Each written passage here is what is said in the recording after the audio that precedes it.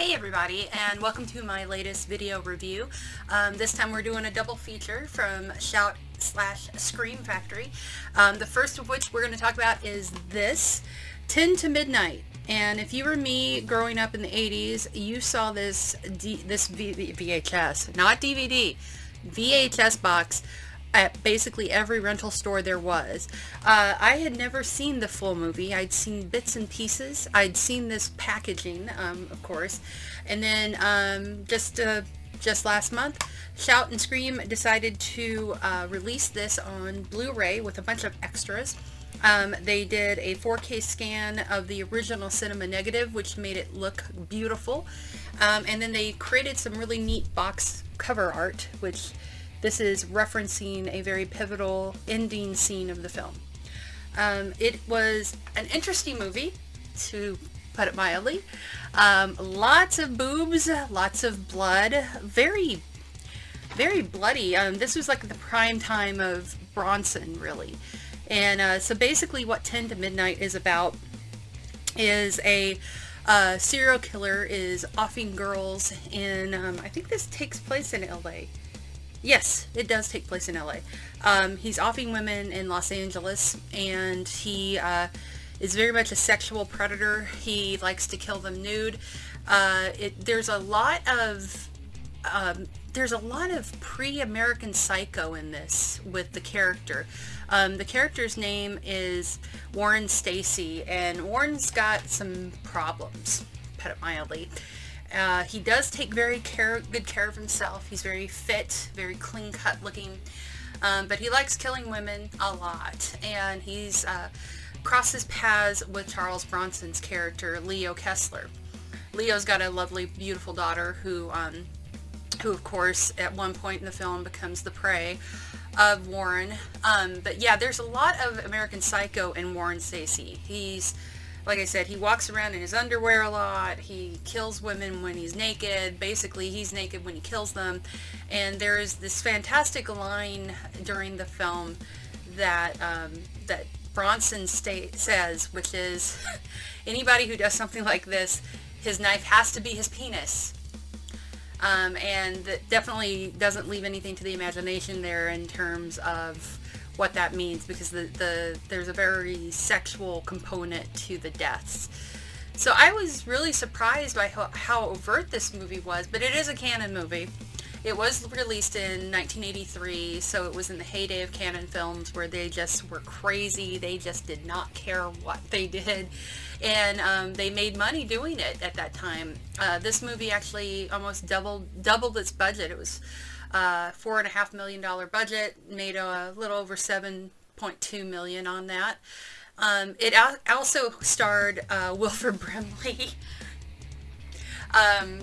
and there was also Ola Ray, who you may remember from Thriller. Kelly Preston's in it.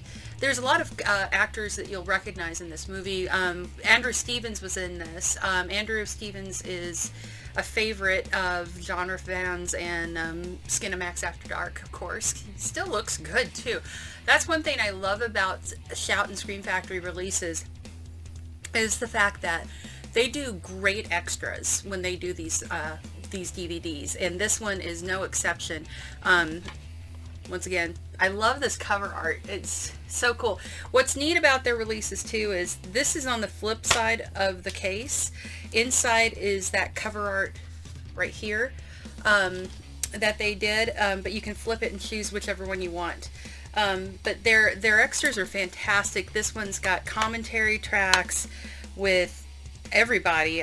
Paul Talbot, producer Pancho Conner, the casting director and a film historian David Del Valle.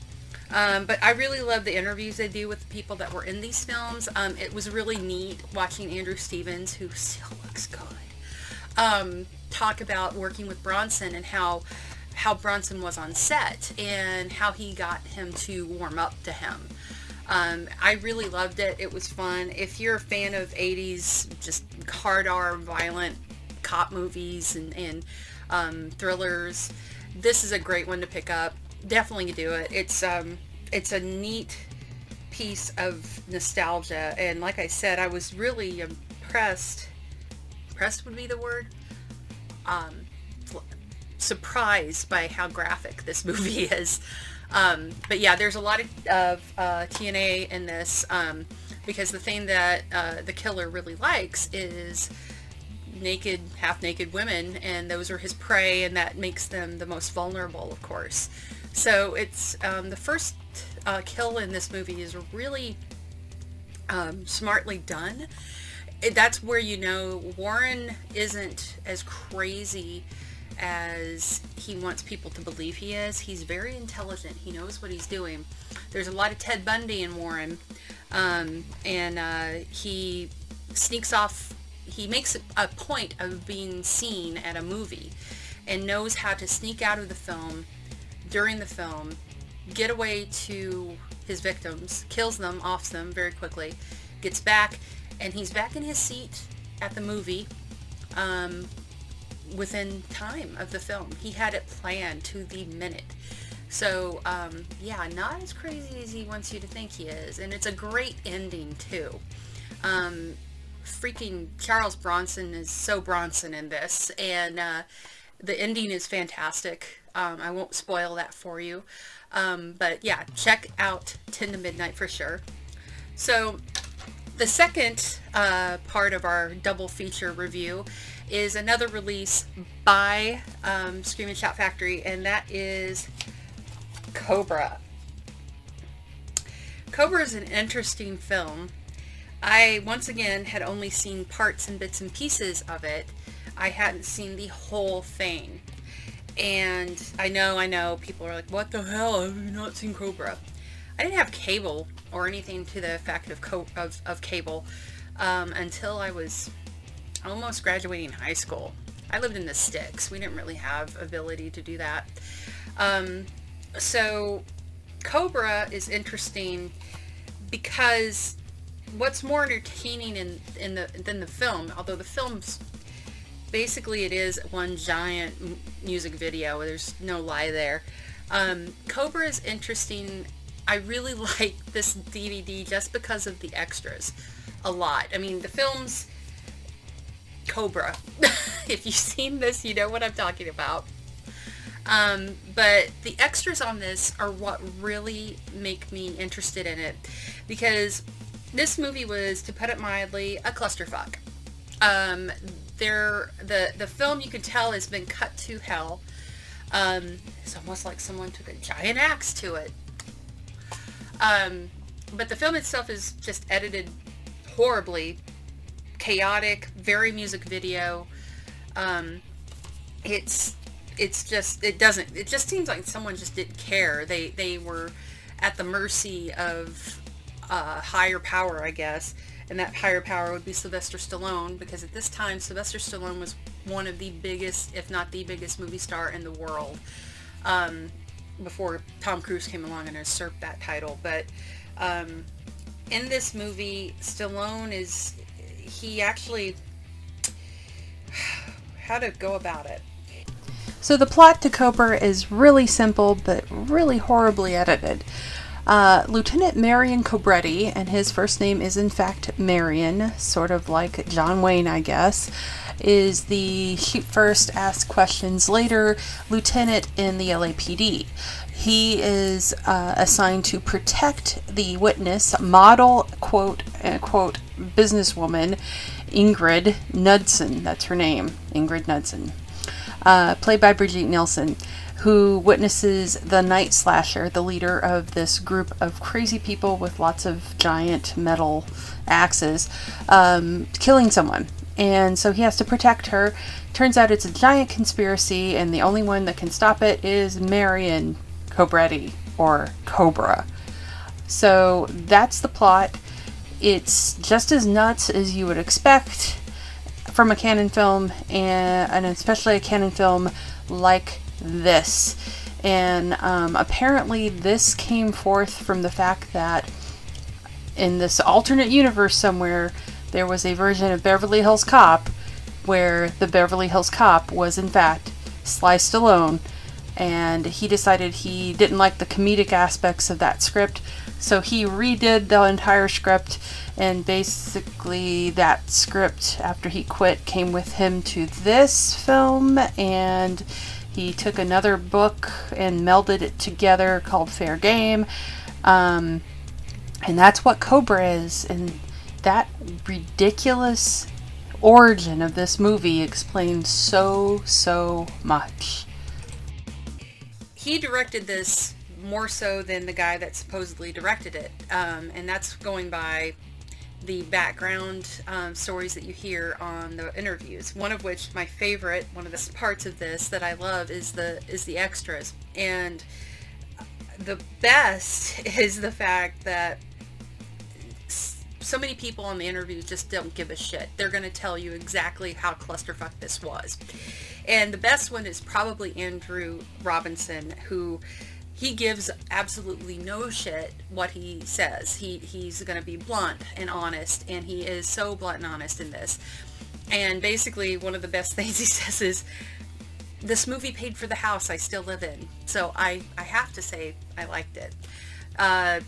That's basically what he says.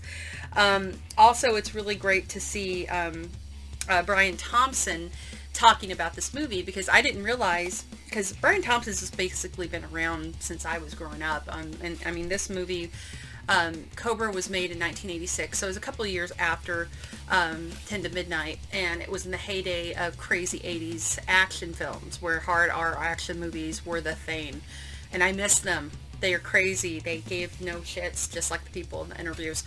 But Cobra is like the epitome of that. It's also the epitome of Sylvester Stallone's ego just taking over, and there's all these like very Kenny Loggins-esque songs in here, like a lot of that great rock pop that Stallone loved, that you got in like the Rocky movies and a lot of his movies. It just kind of takes over here.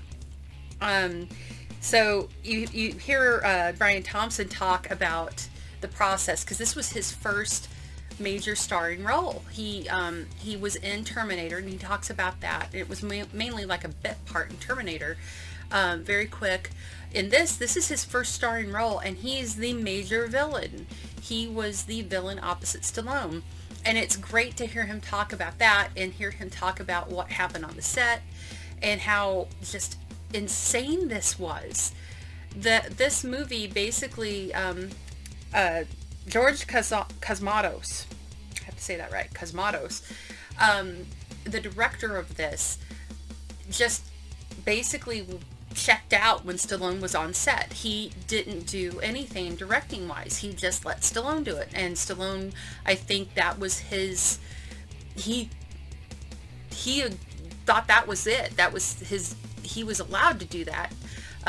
No one was going to tell him no, because this is basically, he is the biggest star in the world. So he directed the movie, and what ended up happening was the original script got completely destroyed, changed all kinds of ways. You have Brian Thompson trying to find, you know, a reason for why his character is doing this. You know, he's young, he's not done a major film role before like this, and he wants to do it right, and no one can tell him anything about the background of the character, nothing about why he did what he did. You know, why is the Night Slasher the Night Slasher? Why is he going around killing people? Why does he have giant axes? Why is there a giant axe wielding cult in the middle of Beverly Hills, or, you know, California? What's going on here?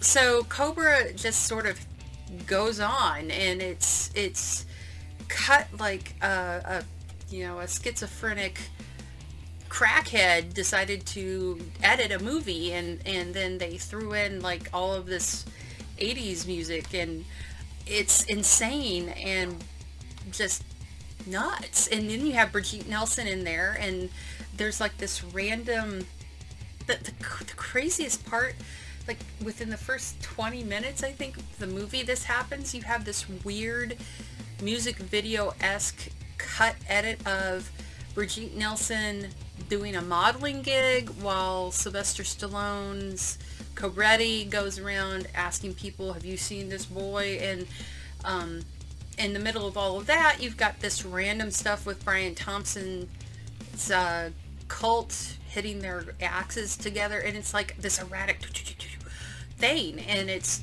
bizarre. So yeah, that happens. So is that a music video, or is that the movie? What is it? We don't know. So Cobra is odd. I didn't realize how weird this movie was. I hadn't seen all of it, and now I have, and I'm like, the hell? How did this happen? And it's because it was a Cannon movie, and it had Sylvester Stallone, so it was able to do what it wanted, and by God, it did. It made 4 times its money back. It was probably one of the bigger hits for Cannon, and just lots of blood, violence, sticking with a knife again, and I'm seeing a trend. It was based off of a 1978 book called Fair Game, but it kind of just, fuck that, it was, we're gonna have synthesizers and Sylvester Stallone not taking off his sunglasses for most of the film, and yeah, but yeah, it barely clocks in over at it doesn't even clock in at 90 minutes. It got cut to hell so bad. The other thing that's interesting to hear Brian Thompson talk about is the fact that Brigitte Nielsen, in these scenes where he's stabbing the wall and she's trying to get away from him, he was really concerned that he would hurt her because the knife was really sharp and her face was right next to it, and she was all about it, apparently. So yeah, I kind of have to say, check out Cobra, especially this, because they make it very pretty. It's a gorgeous movie. It's just nuts, and it's awesome to see Andrew Robinson and Brian Thompson talk about this, and they even interview the guy that he kills at the beginning, the guy in the grocery store. But it's really neat. Even, it's really neat to hear the crazy that happened. It's like when Lance Henriksen was talking about the movies that he's done, that I like honesty, and I like hearing how crazy things were back then, especially on movies like this, where the whole thing was just nuts. So it's worth it just for that, and it's also just really a pretty film in terms of how they shot it. I give props to Stallone. He knows how to make a pretty movie and a good movie when he wants to. This, I think it was just a matter of everybody was saying yes, yes, yes, yes, or including Brigitte Nielsen, who at the time was apparently married to another guy, and she was engaged to Stallone's. The 80s, I don't know. But yeah, check out Cobra, also from Shout and Scream Factory. Good release, looks great. They used a 2K scan on this one of the film element. Looks fantastic. As I said, it may not be for everybody, but it's fun and nuts, so I liked it. But with that, yeah, that's my double feature for Shout and Scream Factory. 10 to midnight, Cobra. Get your balls to the wall, action, blood, boobs, and all together. 80s night. Good double feature for you. Check it out. You can get them now at Shout Factory's website. Till next time.